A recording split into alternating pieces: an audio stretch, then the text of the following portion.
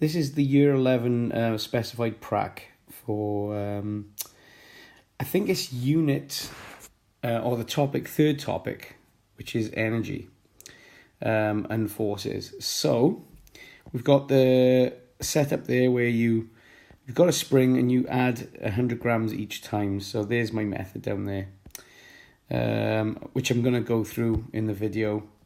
The analysis, things they'd like you to do, which we'll go through later in this video, and the quick hazard there. But I think the video is going to pretty much explain the prac. So if we just watch this, and then we'll make some comments on it. So I'm going to go through the specified practical year 11 for the extension of a spring, so the spring constant. I'm going to show you all this again, but I'm just interested in the method here. So we're just going to do this method, and then I'm going to show you some results. So we've got a spring. I don't know the spring constant yet, but we can find out. And we're just going to hang different masses off it and record these results into a table. So the method says record the original length of the spring, suspend the spring from the clamp and add 100 grams each time, and then repeat the steps. So Sir's getting he's getting a measurement there. So our measurement is 2 centimeters. Around about 2 centimeters for the spring, and that's at 0. So if I show you this table of results there, you can see at 0 mass there's no force, the length is 2, and then when you take 2 from 2 there's 0 extension on that spring. So you're going to add 1 mass now, which is 100 grams. You can see that the spring extends. There's a little bit of bounce.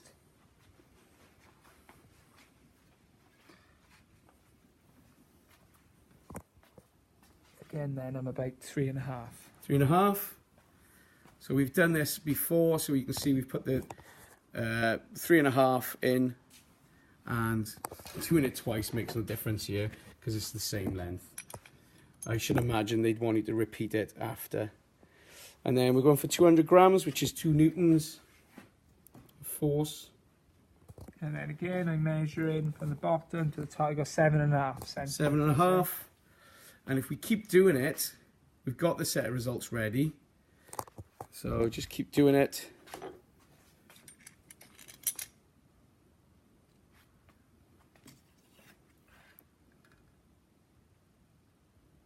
Uh, 11 there. 11. So they're the same every time to our graph, to our table, sorry.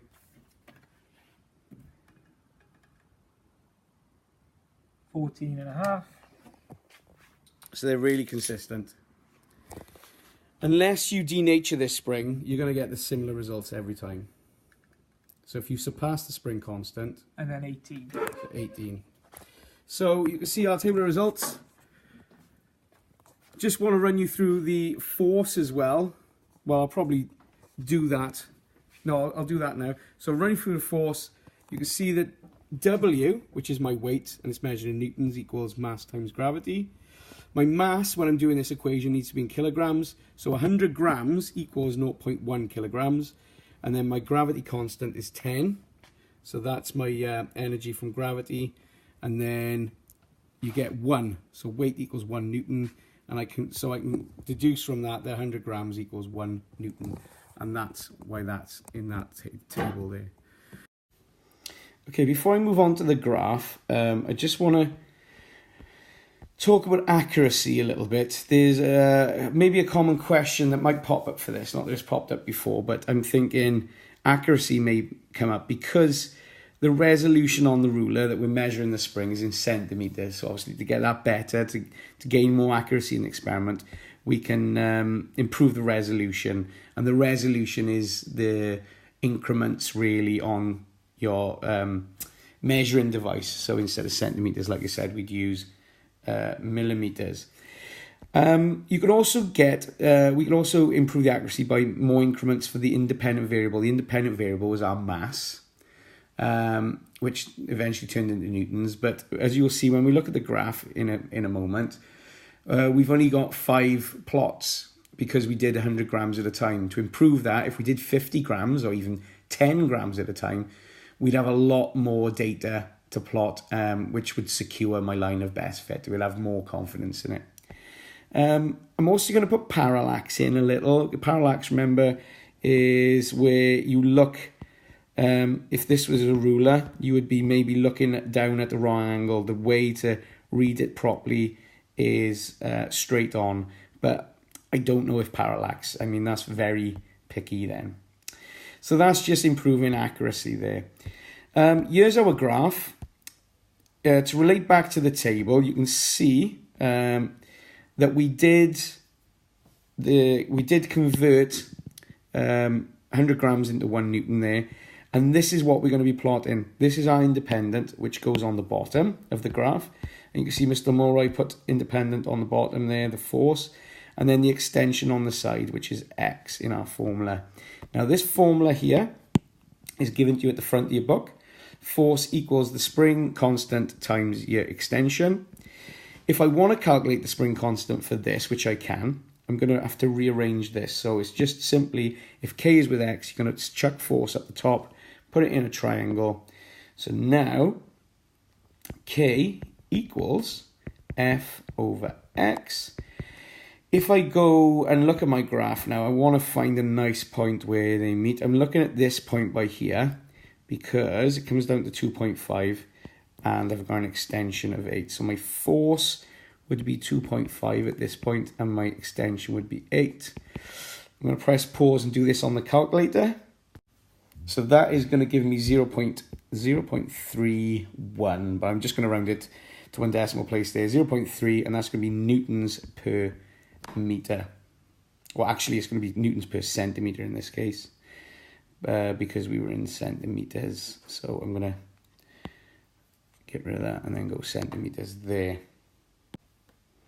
And the other thing we can do is we can calculate the energy by using this formula. It's also found in the front of your physics exam, and that is work done equals half the force times the extension. Well, that is just the area and the graph where the line is constant. So we describe this graph as x increases, y increases proportion at a steady rate. Sorry, but Hooke's law. Now Hooke is the guy who came up with this. Hooke's law states that the extension and the force is directly proportional, and it is on a spring because as this doubles, this doubles. If this tripled, this would triple, so it's directly proportional. So the energy done, work, is going to be the area under which the line is proportional. If this spring was to denature, to actually surpass the spring constant, it would actually tail off like that. So it's the area under that straight line. And we could do this here. You can see that my maximum force there is 5, and then it goes all the way up to 16. So it would be 0.5, which is half. So work equals 0.5 times my force, which is 5, times my extension, which is 18. And that's going to become, I'm going to press pause again on the calculator. So just did it on the calculator, and it comes out to be 45. Now, you might get a mark for that, but because we're already in joules, the extension is going to be in meters, and I've gone to centimeters. So this is just something to be aware of here. Here we could do newtons per centimeter, but now we need to divide, not by 1,000 because we're dealing with centimeters. There's 100 centimeters in a meter, so I'd need to divide by 100, and so that's going to become 0.45 joules there. Other things to mention before I finish this video is if we was to use a stiffer spring, it would require less energy, more energy to stretch it, to extend it the same distance. So it's going to require a greater force. So you're going to have more force. So it's going to be more, or it's going to be less steep if it was a stiffer string, because you can see it requires more force for less extension here. And again, if the spring constant was less, if it was a less stiff spring, it's going to be a steeper line going up, because for the same amount of force, it will extend more. So that's just things to be aware of when you're dealing with these types of graphs.